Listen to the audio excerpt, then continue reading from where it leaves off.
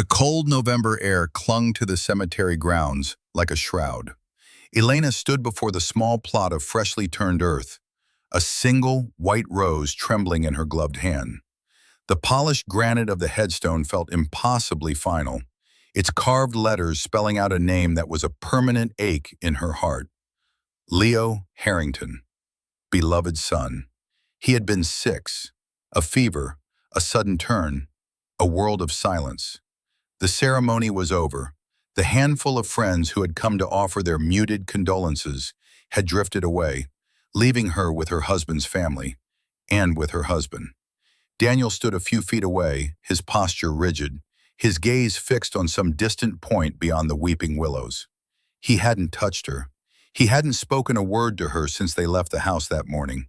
His grief was a fortress, and she was outside its walls. His mother, Eleanor Harrington, adjusted the collar of her black cashmere coat, her lips a thin, disapproving line. She looked at Elena's simple wool dress with a flicker of disdain. Even in mourning, appearances were paramount in the Harrington world. "Well," Eleanor said, her voice crisp enough to cut glass, "it's done. We should go." "I'd like a moment alone," Elena said, her own voice barely a whisper. She did not look at them. Her focus was entirely on the small rectangle of earth that now held her entire world. Richard Harrington, a man whose presence was defined by expensive tailoring and an air of perpetual impatience, cleared his throat. "Elena, there's no point lingering. It's morbid." Daniel finally moved. He walked not to Elena but to his parents. "I'll meet you at the car," he said, his tone devoid of any emotion. He gave Elena a look, one she knew well. It was a look of profound disappointment, as if this final act of a mother wanting a moment with her son was yet another of her many failings. He turned and walked away without a backward glance, his polished shoes crunching on the gravel path. Eleanor gave Elena one last withering look before she and Richard followed their son. Left alone, Elena finally allowed the tears she had been holding back to fall. They traced cold paths down her cheeks as she knelt, placing the white rose on the grave. "I love you, my sweet boy," she murmured into the biting wind. "I love you so much." She stayed there for what felt like an eternity, the cold seeping into her bones, her heart a hollow, echoing chamber. When she finally found the strength to stand, the sky had begun to bruise with the colors of twilight. She walked back towards the parking area, expecting to find the familiar black sedan of the Harringtons waiting, a silent, judgmental tomb on wheels. But the space was empty. Daniel's car was gone. His parents' car was gone. They had left her. They had left her at her child's grave. A cold dread, sharper and more piercing than grief, settled over her. This was not just carelessness. This was a statement, an act of deliberate cruelty. She pulled out her phone, her fingers numb. She called Daniel. It went straight to voicemail. She called his mother. The call was declined after a single ring. She stood there, alone in the deepening dark of the cemetery, the wind whipping her hair across her face. And in that moment of absolute desolation, a strange and terrible clarity emerged. They thought they had left a broken, grieving woman with nothing. They saw her as a middle-class architect, a charity case they had magnanimously welcomed into their dynasty, a woman now stripped of her only connection to their world, her son. They thought they had taken everything. They had no idea. They had no idea that the quiet, unassuming woman they treated with such casual contempt was Eleanor Vance, the sole, anonymous heir to the Vance industrial fortune. They had no idea that while they preened over their local real estate empire, worth perhaps 80 or 90 million on a good day, she commanded a global portfolio of assets valued at over $47 billion. They thought she was the one who needed them. The irony was a bitter pill. Within 24 hours, they would learn that their entire world, their company, their legacy was a house of cards balanced on a foundation she owned. Daniel thought he was leaving her with nothing. He didn't know he had just walked away from everything. But before we watch that world crumble, If you're enjoying this story, please take a moment to like this video and subscribe to the channel. And let us know in the comments where you're watching from. It's always amazing to see how far these stories travel. Now, let's see how this all began. Their life together had been a study in contrasts, a careful dance around the truth Elena was forced to keep. She had met Daniel at a university fundraiser. He was charming, handsome, heir to the Harrington Development Group, a name that carried significant weight in their city. She was a graduate student in architecture, quiet, focused, with a portfolio of designs that were brilliant but not yet famous. She had been raised by a loving middle-class couple, a professor and a librarian, who had adopted her as an infant. They had given her a normal, happy life, and she had never felt the need to dig into the identity of her birth parents. It was only after her adoptive parents passed away in a car accident during her final year of university that the letter arrived. It came from a prestigious law firm in Zurich, and its contents were so staggering they felt like a fiction. Her biological parents, a reclusive pair of tech and industry titans named Alistair and Isabel Vance, had also passed away. They had lived their lives in deliberate obscurity, and their final wish was that their only child, given up for adoption to protect her from the pressures of their world, would inherit their entire estate. The inheritance was managed by a discreet and powerful trust, led by a man named Marcus Thorne. The condition was absolute anonymity. She could access the funds, wield the power, but her identity as Eleanor Vance had to remain a secret until she chose to reveal it. And so she became two people. To the world, she was Elena Rowe, the talented but unassuming architect. In secret, she was Eleanor Vance, one of the wealthiest individuals on the planet. When she met Daniel, she had hoped for a life where Elena Rowe was enough. She fell in love with him, or at least with the man she thought he was. She told him she was an orphan with a modest inheritance, enough to live comfortably, but nothing that would register on the Harrington scale. His family had been skeptical from the start. The first time she'd had dinner at the Harrington estate, a sprawling Tudor mansion that felt more like a museum than a home, the scrutiny had been intense. Eleanor Harrington had examined her like a piece of livestock, her questions dripping with condescension. Architecture, Eleanor had mused, swirling the wine in her glass. A respectable hobby, but hardly a career to build a future on, wouldn't you agree? Daniel needs a partner who understands the world he moves in, the world of finance, of influence. I believe any work that creates something beautiful and lasting has value, Elena had replied calmly, her hands clasped in her lap. Richard Harrington had chuckled. A lovely sentiment, very idealistic. But in the real world, value is measured in dollars and cents, my dear, and legacy is measured in assets. Over the years, the slights had accumulated, a death by 1,000 cuts. They criticized her clothes, her quiet nature, her lack of interest in their endless circuit of vapid social events. They called her Daniel's project. They praised him for marrying for love, a backhanded compliment that implied he had stooped to choose her. Daniel, to his credit, had defended her at first, but slowly, subtly, their influence had eroded his affection. He began to echo their criticisms. He'd suggest she buy a new wardrobe, that she be more outgoing, that she network more. He started to see her through their eyes, as a liability, an anchor on his ambitions. The only unadulterated joy in her life was Leo. From the moment he was born, he was her sanctuary. In his eyes, she was not the inadequate wife or the disappointing daughter-in-law. She was just Mama. His laughter filled the sterile, modern house Daniel had insisted they buy. His small hand in hers was an anchor to a world of pure, uncomplicated love. And she had her work. In the small home office Daniel grudgingly allowed her, she sketched and designed. She kept her best ideas, her most ambitious concepts, in a worn, leather-bound journal. It was filled with drawings of sustainable cities, of community-focused housing, of buildings that were not just structures, but living, breathing works of art. This journal was her soul on paper. Daniel would sometimes glance at it and scoff. "Dreamer," he'd say, not unkindly at first, but with a growing edge of pity. "Who's going to build castles in the sky, Lena?" The Harringtons, meanwhile, were obsessed with their own legacy. Harrington Development Group was their monument. But Elena, with her access to Marcus Thorne's comprehensive reports, knew the truth. The company was over-leveraged.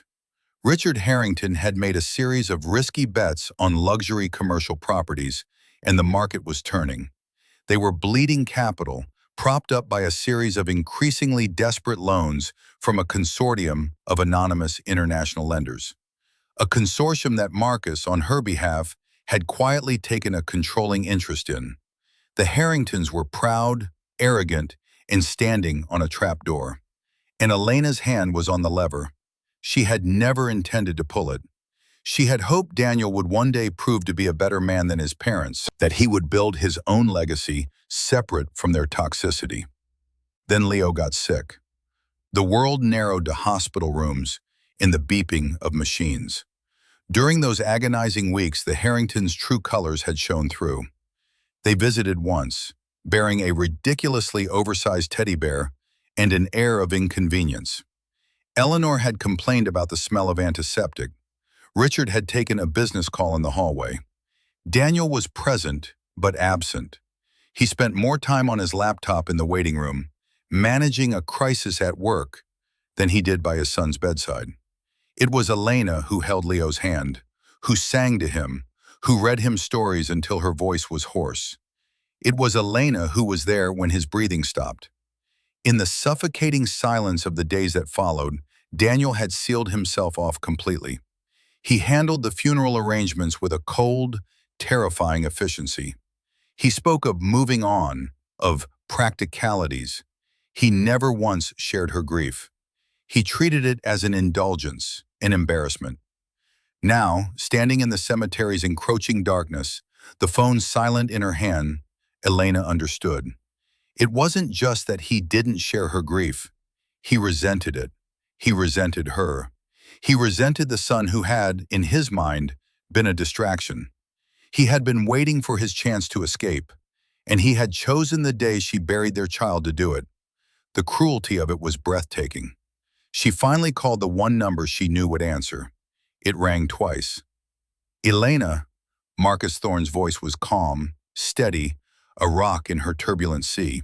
He never asked questions. He just listened. "They left me, Marcus," she said, the words catching in her throat. "They left me at the cemetery." There was a pause, not of shock, but of processing. "Where are you?" "At Oakwood, Leo's plot." "Stay where you are. A car will be there in 15 minutes. Don't call anyone else. Don't answer any calls. I'll handle it." The line went dead.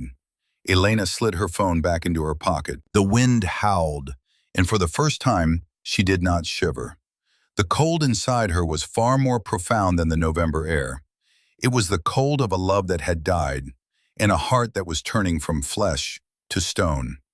A storm was coming, and for the first time in her life, she was not going to seek shelter. She was going to be the storm.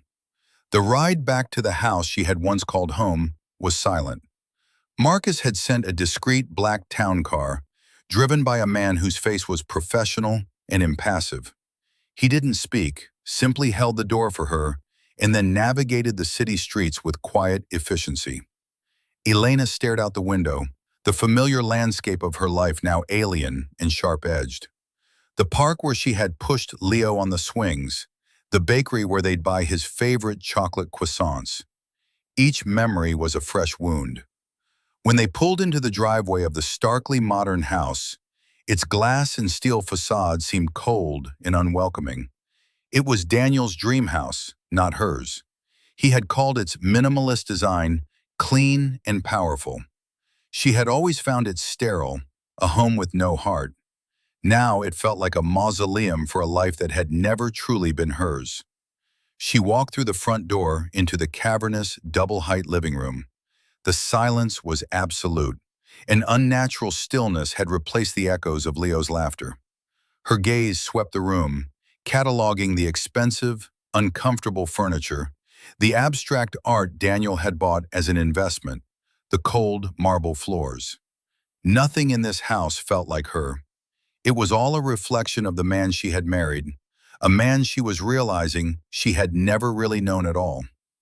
She walked numbly up the floating staircase to their master suite. The room was just as neat and impersonal as the rest of the house.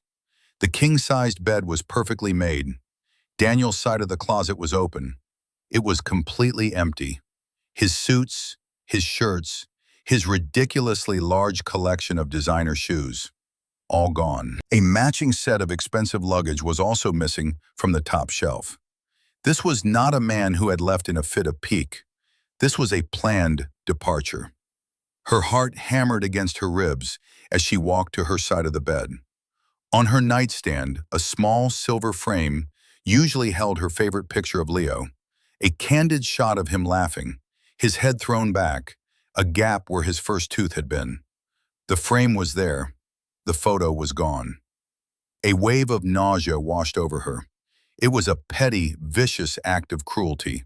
To take that from her, today of all days. Her eyes scanned the room, and a worse fear began to dawn. She hurried to her small office, the one room in the house that was truly hers. It was filled with books on structural engineering and urban planning, rolls of architectural drafts, and models of her designs. On her desk, a space was always reserved for her leather-bound journal. The journal filled with her dreams, her secret ambitions, the designs she hoped would one day change the world. It was gone. Of all the things he could have taken, jewelry, the joint bank accounts she knew he had already been draining, he had taken the two things that were worthless to anyone but her: a picture of their dead son and a book of her private thoughts. It was a calculated strike, designed to wound her in the most personal way possible. He wasn't just leaving her, he was trying to erase her, to take her past and her future, leaving her with an empty present. For a long moment she just stood there, her hand hovering over the empty space on her desk.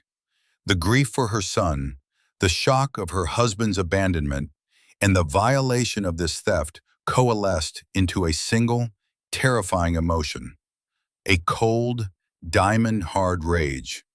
It did not scream or thrash. It was a quiet, focused fury that settled deep in her bones, clearing her mind and steadying her hands. She walked back to the bedroom, her steps measured and deliberate.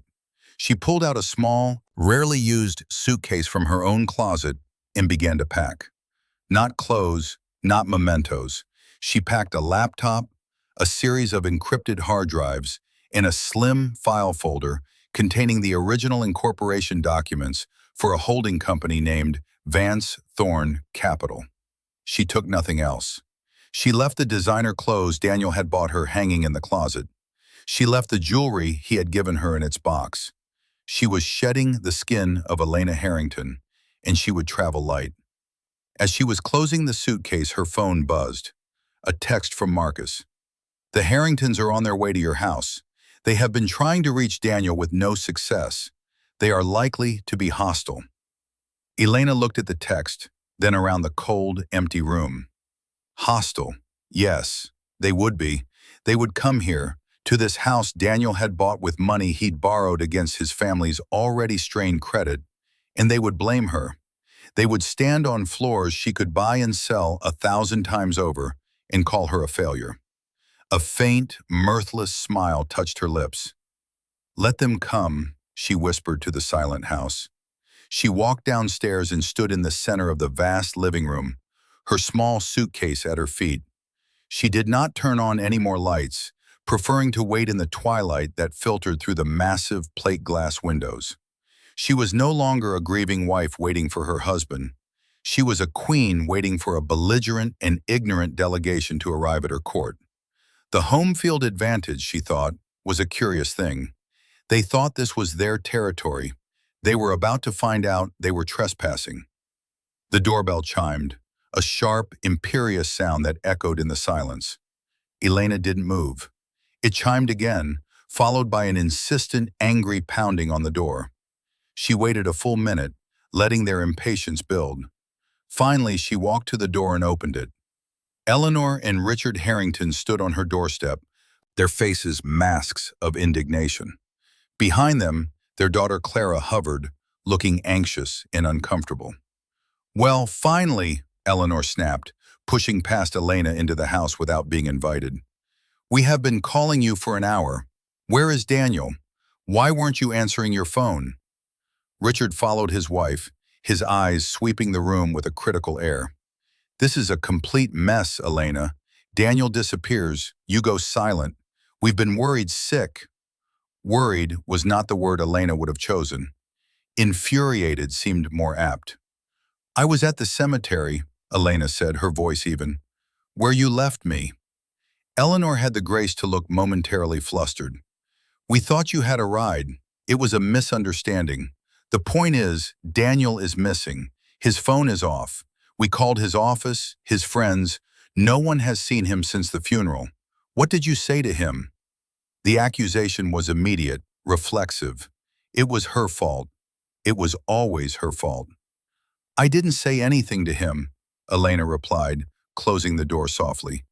"He was the one who said he would meet me at the car." "Don't be difficult, Elena," Richard said, stepping forward. He adopted the tone he used with underlings, a mix of paternalism and threat. "This is not the time for games. Our son is gone. On the day of his own child's funeral. Something must have happened. He must have been distraught, and you must have done something to push him over the edge." Elena looked at him, truly looked at him. At his expensive suit, his florid face, his eyes that held no empathy, only a furious, wounded pride. She saw a man terrified of losing control, a man who saw his son not as a person, but as an extension of himself, an heir to a dynasty he was desperately trying to hold together. "He was distraught," Elena agreed, her voice soft. "So distraught that he packed all of his clothes, his luggage, and cleared out our joint bank accounts before he went to his son's funeral this morning. So distraught that he took the time to steal my most personal possessions before he disappeared." A stunned silence filled the room. Eleanor's face, already pale, seemed to lose another shade of color. Clara, standing by the door, let out a small, involuntary gasp. Richard recovered first. "That's a ridiculous and hateful accusation. Daniel would never do such a thing. He loves you." The lie was so bald, so automatic, that Elena almost laughed. "Does he? Or does he love the idea of a wife who doesn't challenge him? A wife who sits quietly and admires him while he builds his empire?" "This is what we were always worried about," Eleanor burst out, her voice trembling with rage. "This bitterness, this resentment. We took you in, Elena. We gave you a life you could only have dreamed of. And this is the thanks we get? You drive our son away with your moods and your ingratitude, and then you invent these vicious lies to cover your own failings." She took a step closer, her eyes blazing. "Daniel is a Harrington. He is a good, loyal man. You were lucky to have him. He tried to lift you up, but you were determined to drag him down into your little world of sadness and mediocrity. If he has left, it is because he finally couldn't take it anymore. He needed to breathe." Each word was a carefully sharpened dart, aimed to wound. In the past, they would have found their mark. Elena would have flinched, retreated, perhaps even apologized. But something fundamental had shifted within her. The woman they were talking to no longer existed. She simply stood there, absorbing the tirade with a profound and unnerving calm. She let Eleanor's fury wash over her, a meaningless squall against the rock of her newfound certainty. She was cataloging every insult, every false accusation. She was adding them to a list that had been growing for years, a list that was about to be paid in full. "Are you finished?" Elena asked when Eleanor finally paused, breathless. The simple question seemed to enrage her further. "Finished? Oh, I am far from finished. You will find Daniel. You will fix what you have broken. You are his wife. It is your duty." Elena met her gaze. "No," she said, the single word falling into the silence with the weight of a stone. "It is not." She bent down and picked up her suitcase. "I am leaving. This house is a Harrington asset, I believe you'll find. Or at least the mortgage is in the Harrington name. You can have it. I'm sure you'll want to list it for sale immediately. You'll need the liquidity." Richard scoffed. "Don't be absurd. We don't need liquidity. And you're not going anywhere. You have a responsibility to this family." Elena walked towards the door, pausing as she passed Clara, who looked at her with wide, panicked eyes. There was pity in them, but also fear. The fear of a woman trapped in a system she knew was wrong, but was too weak to oppose. "Responsibility is a two-way street, Richard," Elena said, turning to face him one last time. "You demanded my loyalty, my deference, my gratitude, but you never offered me respect. You saw me as an accessory, a decorative object that wasn't quite up to your standards. You lectured me on the meaning of value and legacy. You are about to get a very thorough education on both subjects." She opened the door. The same discreet town car was waiting at the curb, its engine purring.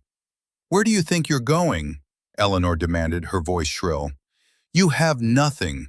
You are nothing without our son." Elena paused in the doorway and looked back at the woman who had caused her so much quiet pain. "That," she said, her voice as cold and clear as ice, "is where you are wrong." She stepped out into the night, closing the door on the house, on the family, on the life that had been a cage. As the car pulled away from the curb, she did not look back. She looked forward, towards a reckoning that was long overdue. The Harringtons thought they were having a bad day. They had no conception of the week that lay ahead. The days that followed were a blur of focused activity. Elena checked into a private suite at a discreet hotel, a place so exclusive it didn't even have a sign. It was owned by one of her holding companies, and the staff knew her only as Ms. Vance. Here, in this bubble of quiet luxury, she was no longer the grieving, abandoned wife. She was the commander of a financial empire, and she was preparing for war. Marcus Thorne had set up a command center in the adjoining suite. It was a stark contrast to the plush living quarters, filled with monitors displaying stock tickers, secure data streams, and encrypted communication lines. Marcus, a man in his late 50s with silvering hair and the calm demeanor of a chess grandmaster, moved through the data with an air of absolute competence. He had been a friend of her birth father, and he guarded Elena's interests with a fierce, paternal loyalty. "Daniel emptied the joint accounts this morning," Marcus reported on the first day, pointing to a transaction log on one of the screens. "A little over $83,000. He also maxed out the 3 credit cards in his name that were linked to the joint account. Another $50,000. Elena nodded, a flicker of something unreadable in her eyes. It was a pittance, a rounding error in her daily income. But it was the intent behind it that mattered. He had stripped her of every penny he thought she had. "He booked a one-way, first-class ticket to the Cayman Islands," Marcus continued, pulling up another screen. "Departed this afternoon. He was not alone. He was traveling with a woman named Isabella Rossi." He displayed a photo. A glamorous brunette with a practiced smile. "She's an associate at Harrington Development, in their marketing department." So the betrayal was complete, an affair. It was almost a cliché. The arrogant husband leaving his quiet, grieving wife for a younger, flashier model. It didn't hurt as much as she thought it would. Her love for Daniel had been dying a slow death for years. The final blow had been his coldness in the face of their son's death. This was just a post-mortem. "And the journal?" Elena asked, her voice tight. "And the photograph?" Marcus's expression softened. "We're working on it, Elena. We have people on the ground in Grand Cayman. We know the hotel he checked into. Retrieving them without tipping our hand is the delicate part. But we will get them back. I promise you." "Thank you, Marcus." She turned her attention to the main screen, which displayed a complex web of corporate structures. At the center was Harrington Development Group. Radiating out from it were lines of credit, loans, and financial obligations. "How is their situation?" she asked. "Worse than they know," Marcus said grimly. Richard's gamble on the waterfront tower project was a disaster. It's over budget, behind schedule, and two of the three primary tenants have pulled out. He's been servicing the debt by taking out secondary loans at exorbitant interest rates. He's been shuffling money between shell corporations to hide the extent of the losses from his board and his shareholders. He pointed to a large block of debt labeled Consolidated European Lenders. "This is the main loan for the tower project, $200 million. He thinks it's held by a faceless bank in Luxembourg. He doesn't know that we acquired 90% of that debt 6 months ago." He then pointed to a smaller but more critical line of credit. "And this is their operating capital line, $50 million. It's coming up for renewal in 1 week. The original lender has already refused to extend it. The only offer on the table is from a new creditor." He tapped the screen. The creditor's name appeared, Vance Thorn Capital. Elena stared at the screen. The entire Harrington empire, the source of all their pride and arrogance, was hanging by a thread, and that thread led directly to her. She could cut it and they would fall. "They've been trying to contact you," Marcus said, changing the subject. "Eleanor has left 24 voicemails. They range from furious to vaguely threatening. Richard has been trying to get a meeting with the board of Consolidated European Lenders, which of course is being stonewalled. He's starting to panic." "Let him," Elena said coldly. "Let them all panic. They need to understand what it feels like to be powerless." For the next 4 days, Elena and Marcus worked methodically. They prepared documents. They drafted communications. They mapped out every possible move and countermove. It was like designing one of her most complex buildings, but instead of steel and glass, her materials were financial instruments and legal clauses. And the foundation was justice. During this time, Elena allowed herself moments to grieve. In the quiet of her suite, she would look at a digital copy of Leo's photo that Marcus had retrieved from her cloud backup. She would close her eyes and remember the weight of him in her arms, the sound of his voice. Her grief was a deep, silent ocean, but now it was not an ocean she was drowning in. It was an ocean from which she was drawing a strange and terrible strength. Her son deserved better than a father who would abandon his memory and a family who saw his death as an inconvenience. She would build a legacy for Leo, a legacy of integrity, of compassion, of creating good in the world. But first, she had to clear the ground. And the Harrington dynasty was built on poisoned earth. On the 5th day, Marcus came to her with a new piece of information. "Daniel has been trying to access his Harrington Trust Fund," he said. "It's a modest fund Richard set up for him, worth about $2 million. He can't access the principal until he's 40, but he's been trying to get the trustees to make an exception." "And?" Elena asked. "The trustees, of course, are refusing. Richard has instructed them not to release a dime. It seems he's not happy about his son absconding with a marketing associate. The Harringtons may be cruel, but they value the appearance of family loyalty above all. Daniel has broken their code." Elena thought for a moment. Daniel, stranded in a tropical paradise with a woman who was no doubt expecting a life of limitless luxury, was about to find out his credit cards were being declined. The $83,000 he had stolen would not last long at a 5-star resort in the Caymans. "And what about the Harringtons?" she asked. "Richard is getting desperate," Marcus said, a grim satisfaction in his tone. "The renewal for his operating capital line is in 2 days. Without it, he can't make payroll. The entire company will be insolvent within a week.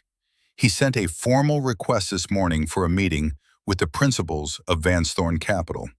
He's prepared to offer a controlling interest in the company in exchange for the credit line and a restructuring of the waterfront tower debt."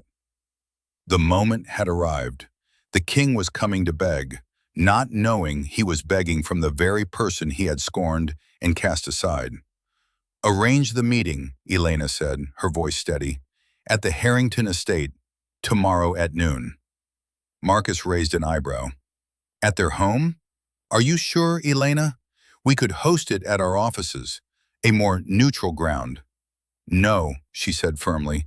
It has to be there, in their house, in the room where they held their power over me for years. I want to watch them realize, in the very heart of their own kingdom, that the board has changed, and they are no longer players. They are pawns. Marcus nodded slowly, understanding. This wasn't just about business. It was about closing a circle. It was about justice in its most poetic form. And Marcus, Elena added, as he turned to leave, arrange for a courier. I have a document I want delivered to Daniel in Grand Cayman. I think it's time he was brought up to speed. She handed him a file. It contained a single document, a formal notice of divorce proceedings, along with a court order freezing any and all assets he might try to claim. Attached to it was a detailed financial statement, not of their joint assets, but of hers, all $47 billion of it. She imagined Daniel sunning himself on a beach, his stolen money dwindling, receiving that envelope. She imagined him opening it, his confidence turning to confusion, and then to sheer, uncomprehending terror. It was a cold, satisfying thought. He had tried to take her past and her future. She was about to take his entire reality. The Harrington estate was exactly as Elena remembered, imposing, ostentatious, and suffocating. As Marcus's car swept up the long gravel driveway, she felt a flicker of the old intimidation, the familiar feeling of being an outsider about to be judged. But it was fleeting, quickly replaced by a cold resolve. Today, she was not the supplicant. She was the arbiter. She had dressed for the part. Not in a power suit, which would have been too obvious, but in a simple, exquisitely tailored dress of deep charcoal gray. It was understated, elegant, and spoke of a quiet confidence that needed no embellishment. Her only jewelry was a pair of simple pearl earrings. She carried a slim, unassuming black portfolio case. In it was a single sheaf of papers. Marcus walked beside her to the heavy oak door. He was here today not as her advisor, but as the CEO of Vance Thorne Capital. He would lead the meeting. Elena's role was, for now, to be a silent observer. The dramatic irony was a key part of her strategy. Clara, Daniel's sister, opened the door. Her face was pale and drawn, her eyes red-rimmed. When she saw Elena, she flinched, a complicated mix of guilt and fear in her expression. "They're in the library," she mumbled, not meeting Elena's gaze. They were led into the grand, two-story library, a room paneled in dark mahogany and lined with thousands of leather-bound books that Elena knew for a fact Richard had never read. They were props, part of the stage set of his life. Richard and Eleanor Harrington were standing by the massive stone fireplace, their postures rigid with tension. Two other men were with them, the Harrington Group's CFO and their corporate lawyer. They all looked haggard. Richard stepped forward, forcing a smile that didn't reach his eyes. "Mr. Thorne, thank you for coming. We appreciate you making the time." He completely ignored Elena, as if she were a piece of furniture or an assistant not worthy of acknowledgement. "Mr. Harrington," Marcus said, his tone cool and professional. He gestured towards Elena. "And this is my associate, Ms. Vance." Richard gave a cursory nod in her direction, the name Vance clearly meaning nothing to him. "Of course, please, sit." They arranged themselves around a massive mahogany table. Richard, Eleanor, and their team on one side, Marcus and Elena on the other. It felt like a surrender negotiation. "Well," Richard began, clearing his throat, "let's get right to it. I assume you are fully aware of our current financial situation regarding our operating credit line." "We are," Marcus said simply. "Good. Then you know that we are in a temporary but manageable liquidity crunch," Richard lied, his voice attempting a confidence he clearly did not feel.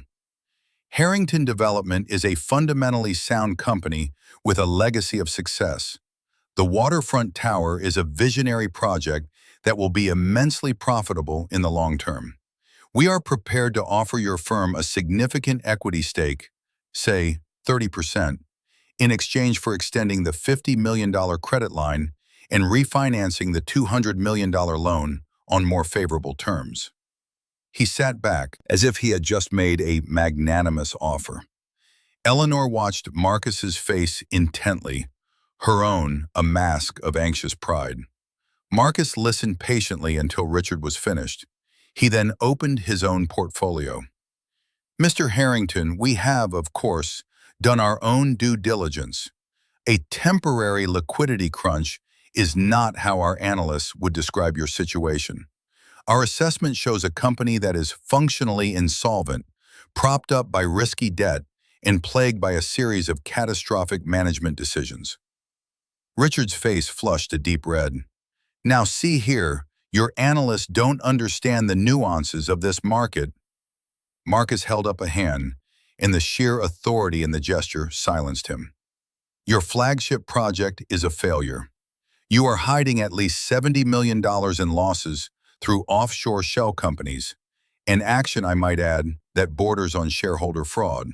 And you are less than 48 hours from being unable to make payroll, which will trigger a cascade of defaults from which you will not recover. You are not in a position to be offering us 30% of anything, Mr. Harrington. By our calculations, your company's equity is currently worthless. The silence in the room was thick with shock and humiliation. Richard's lawyer and CFO exchanged panicked glances. Eleanor looked as if she had been struck. So what do you want? Richard finally choked out, his facade of control crumbling. A controlling interest? 60%? 70%? We are not interested in a percentage, Marcus said calmly. He slid a document across the table.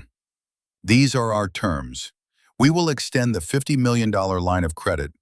We will also assume the entirety of the waterfront tower debt and inject an additional $100 million in capital to see the project through to completion and profitability. Richard stared at him, bewildered. It was a better offer than he could have possibly imagined. But what are the terms? What do you want in return? In return, Marcus said, his voice dropping slightly, we want a full transfer of ownership of Harrington Development Group and all its assets to Vance Thorne Capital. In addition, we require your and Mrs. Harrington's immediate and permanent resignations from the board and any executive positions. The air was sucked out of the room. Eleanor let out a strangled gasp. You want to steal my company? Richard whispered, his face ashen. We want to save it, Marcus corrected him. It is currently worthless. We will make it valuable again. We are offering you a clean exit. We will even assume your personal liabilities tied to the company, so you won't be forced into bankruptcy. It is an exceptionally generous offer. In fact, it is the only offer. Never, Richard snarled, slamming his hand on the table. I will never let you take what my father built, what I have built. You have no choice, Marcus said, his voice flat. If you refuse, we will simply let the credit line expire. Your company will collapse. Your lenders, the primary one being us, by the way, will foreclose. Your shareholders will sue you for fraud. You will lose everything. The house, the cars, the legacy, everything. Our offer is the only way you walk away from this with anything at all, including your dignity. Eleanor began to sob, a raw, ugly sound. All her life, her identity had been tied to being a Harrington, to the wealth and status of the company. The thought of losing it was like death itself. Richard stared at Marcus, his mind racing, looking for an angle, a way out. His eyes darted around the room and then, for the first time, they truly landed on Elena. She had been silent the entire time, her hands resting calmly on her portfolio case. A strange, desperate thought seemed to spark in his mind. You, he said, pointing a trembling finger at her. You're Daniel's wife. Your family. Tell him, tell them, they can't do this. He was pleading with her, pleading with the woman he had dismissed in scorn just minutes before. Elena met his gaze. Her expression was calm, her eyes clear. I am Daniel's wife, yes, she said, her voice quiet but carrying across the silent room. But I am not family. You made that abundantly clear. She paused, letting her words sink in. For years, I have sat in this house and listened to you and your wife talk about value, about legacy, about worth. You told me my work was a hobby. You said my ideals were sentimental. You judged me, you dismissed me, and you humiliated me at every turn. The worst offense was not your cruelty, but your blindness. You looked at me, but you never once saw me. She stood up and walked slowly around the table until she was standing behind Richard and Eleanor. She placed a hand on the back of Eleanor's chair. Eleanor flinched as if she had been burned. On the day I buried my son, Elena continued, her voice a low, steady cadence of controlled fury, my husband, your son, abandoned me. But not before he stole the only picture I had of my child from my bedside and a journal of my private work. And you, his parents, left me alone in a cemetery. Then you came to my home and you accused me. You screamed at me. You told me I was nothing without your son.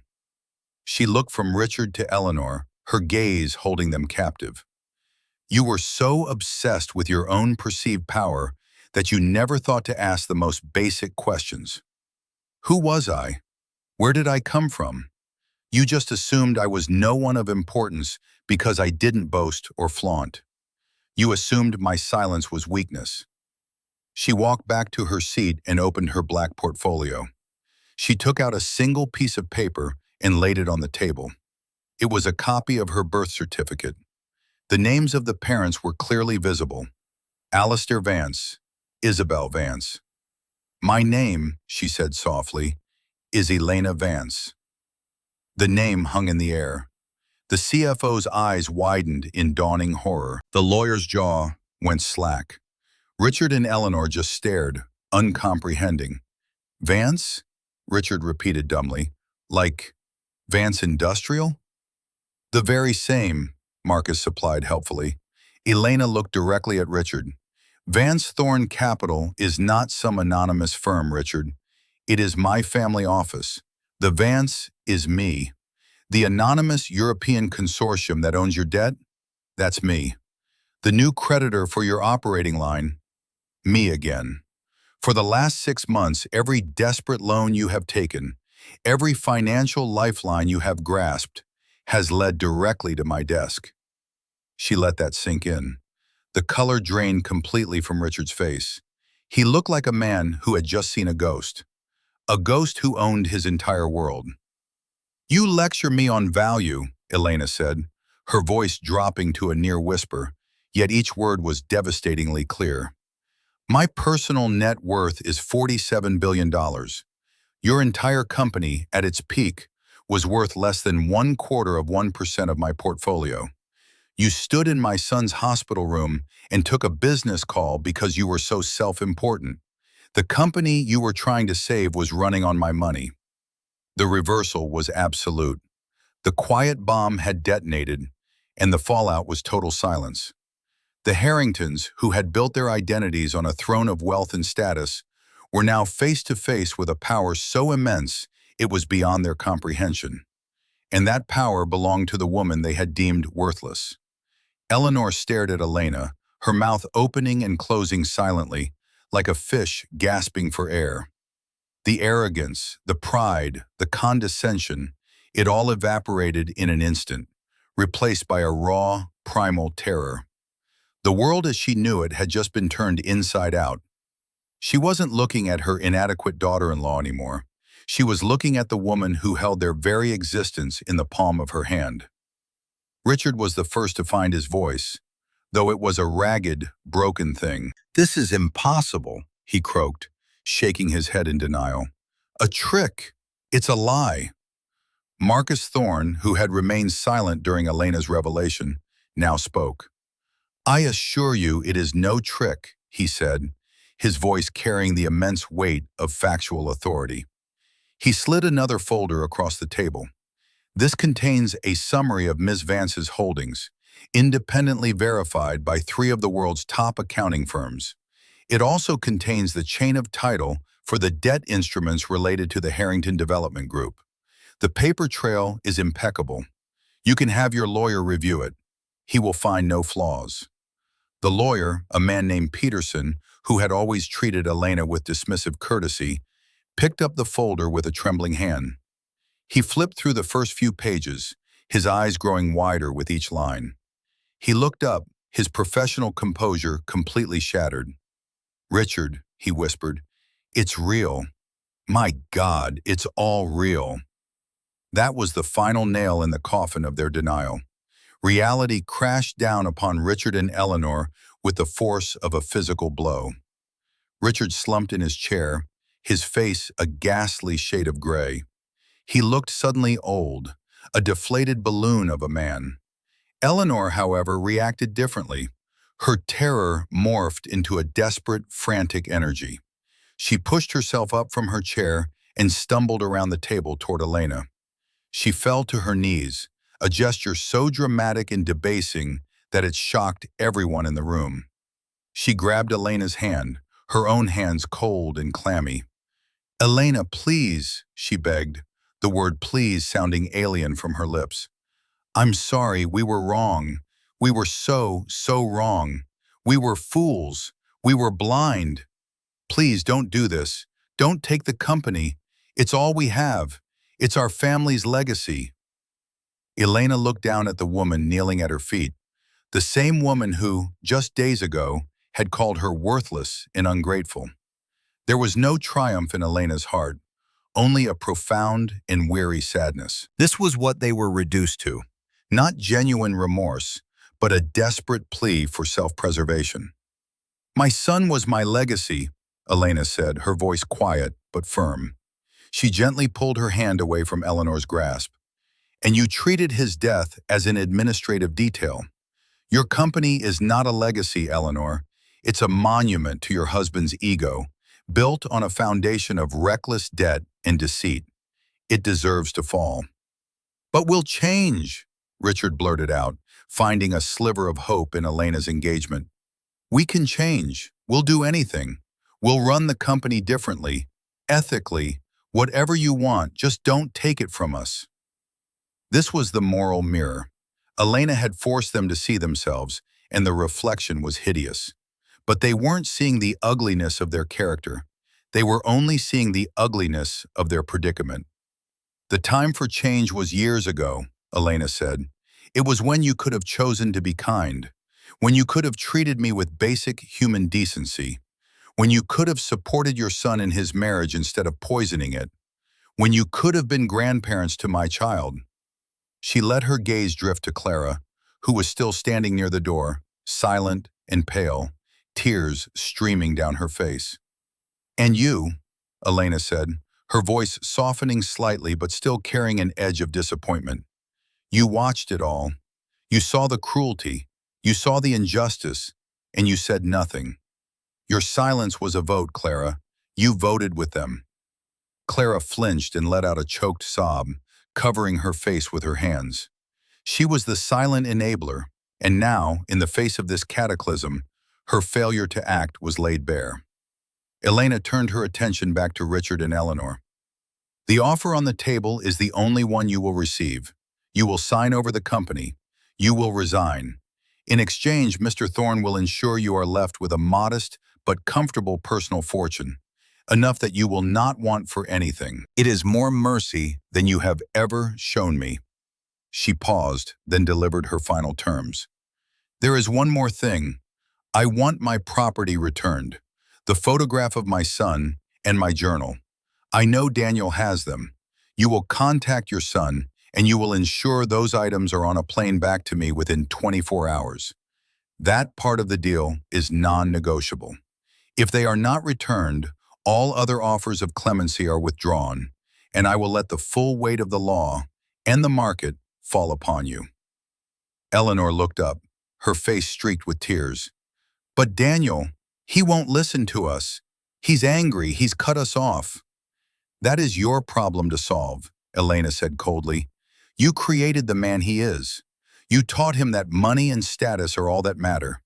You taught him to be dismissive of those he perceives as beneath him. Now you must deal with the consequences of your own creation. Find a way. With that, she picked up her portfolio. Mr. Peterson, you have 1 hour to review the documents with your clients. Mr. Thorne will await your signatures in the car. If they are not delivered within that hour, the offer is rescinded. Permanently. She turned and walked towards the door, her steps measured and confident. She did not look back. Marcus followed her, a silent, imposing presence at her side. As she passed Clara, she paused for a fraction of a second. She didn't say a word, but their eyes met. In Clara's, Elena saw a shattered world. In Elena's, Clara saw a strength she couldn't comprehend. They stepped out of the oppressive darkness of the house into the bright noon sun. As the heavy oak door closed behind them, cutting off the sounds of weeping and frantic discussion, Elena took a deep breath. It felt like the first clean breath she had taken in years. The battle was over. The reversal was complete. Those who had humiliated her were now pleading. The woman they had diminished now held all the power. But as she got into the car, a profound emptiness echoed within her. Vindicating her own worth felt hollow when the one person whose worth was truly immeasurable was gone forever.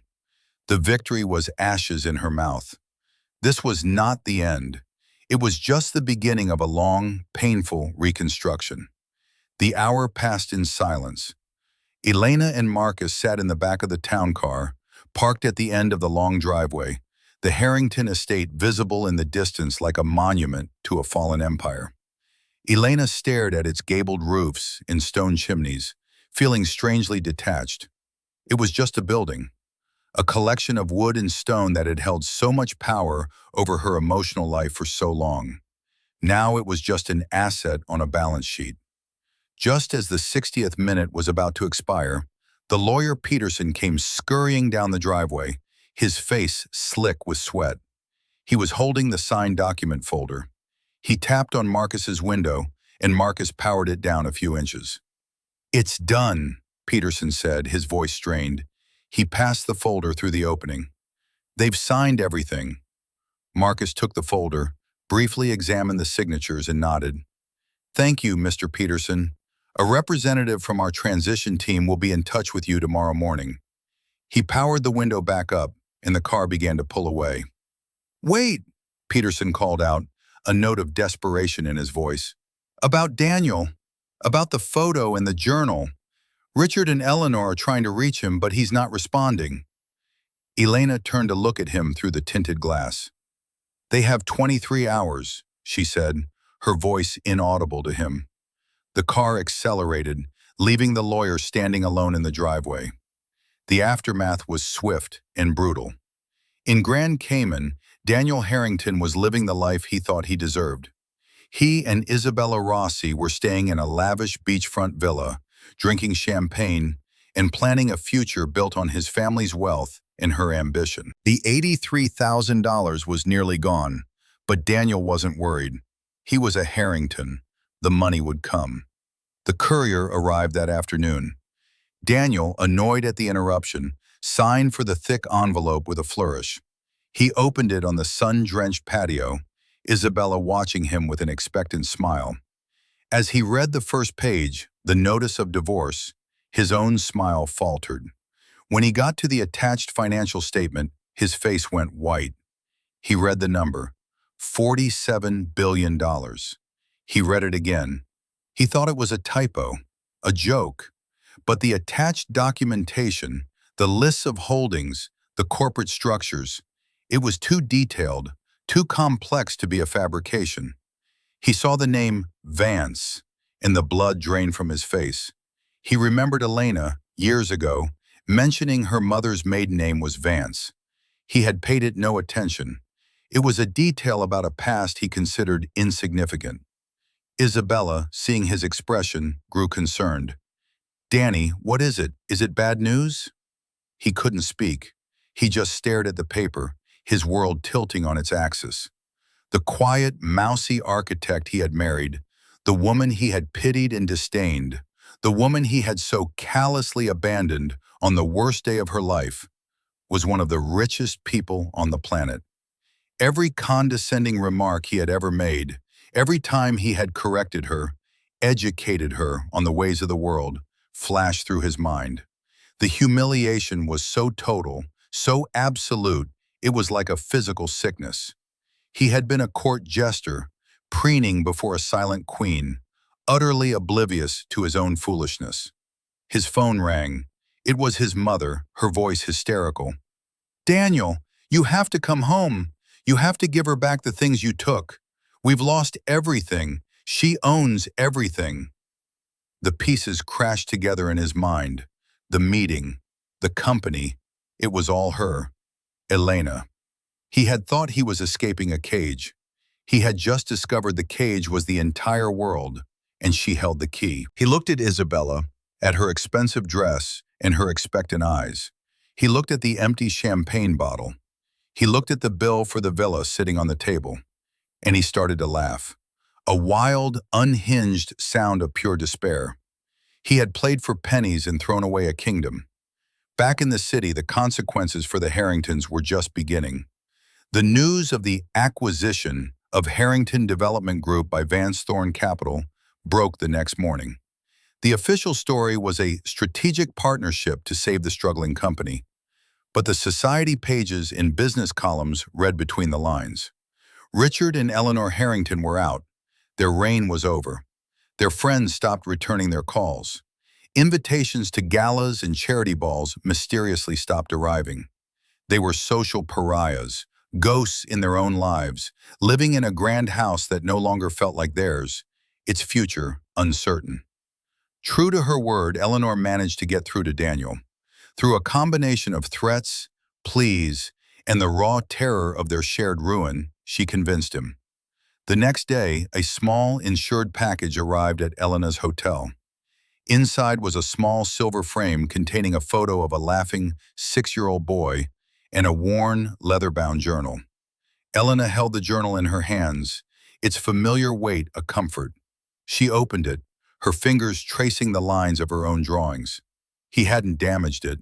He had just taken it. It was a petty act of spite, the final, pathetic gesture of a weak man trying to feel powerful. She closed it and put it away. She then took the photo of Leo and placed it on her nightstand. It was the only thing in the room that mattered. A few days later, there was a tentative knock on her suite door. It was Clara. She stood in the hallway looking small and lost. She wasn't there to beg for her parents or her brother. "I came to apologize," Clara said, her voice trembling. "I have no excuse. I saw what they were doing to you for years. I saw how they treated you. I knew it was wrong. But I was a coward. I was afraid of them, afraid of losing my place, my inheritance. I was weak, and my weakness hurt you. I am so sorry, Elena." It was the first genuine apology she had received. Elena looked at her sister-in-law, a woman she had never been close to, and saw a flicker of the person she might have been, free from the toxic influence of her family. "Thank you, Clara," Elena said softly. "The apology is accepted." Is there anything I can do?" Clara asked. Elena thought for a moment. "Yes," she said. "You can be better than they were. Whatever you do next, build it on integrity. That's a legacy worth having." Clara nodded, tears in her eyes. "I will," she promised. And for the first time, Elena felt a glimmer of hope that at least one Harrington might be salvageable. The weeks turned into months. The resolution began to take shape, not as an act of revenge, but as a quiet, methodical reconstruction. Elena, working with Marcus, did not dismantle the Harrington Development Group. Instead, she began to transform it. She appointed a new CEO, a woman with a reputation for ethical business practices and sustainable development. She canceled Richard's vanity projects and redirected the company's focus. The new Harrington Group, under the guidance of Vance Thorne Capital, began investing in affordable housing projects, in green urban renewal, in community centers and parks. The very things Elena had sketched in her dreamer's journal were now being funded and built, bearing the Harrington name but embodying her values. It was the ultimate poetic justice. The family's name would now be associated not with arrogant luxury, but with community and compassion. Richard and Eleanor were left with their mansion and a generous trust, but they were exiled from the world they had once ruled. Their punishment was not poverty, but irrelevance. They were forced to watch from the sidelines as the company they saw as theirs was reshaped into something they didn't even recognize, something better. Daniel's fate was less comfortable. Abandoned by Isabella the moment the money ran out, he returned home, a broken man. He had to face not just the loss of his wife and family fortune, but the crushing weight of his own staggering stupidity. He tried to apologize to Elena, sending letters and emails filled with self-pitying regret. She never responded. Her silence was his answer. He was a footnote in her life, and the page had been turned. He eventually took a low-level management job in a different city, living a quiet life of mediocrity, the very thing he had always feared, the very thing he had once accused her of embodying. Clara, however, took Elena's words to heart. She used her own modest inheritance to leave the family orbit and start a small nonprofit that provided arts education to underprivileged children. She and Elena began to meet for coffee occasionally. A tentative, fragile friendship began to grow from the ashes of the old family, a relationship built on mutual respect rather than obligation. Clara had been the silent enabler, but she had found her voice and was using it for good. She had become the unexpected ally in Elena's new life. 1 year after the funeral, Elena stood on a windy bluff overlooking the ocean.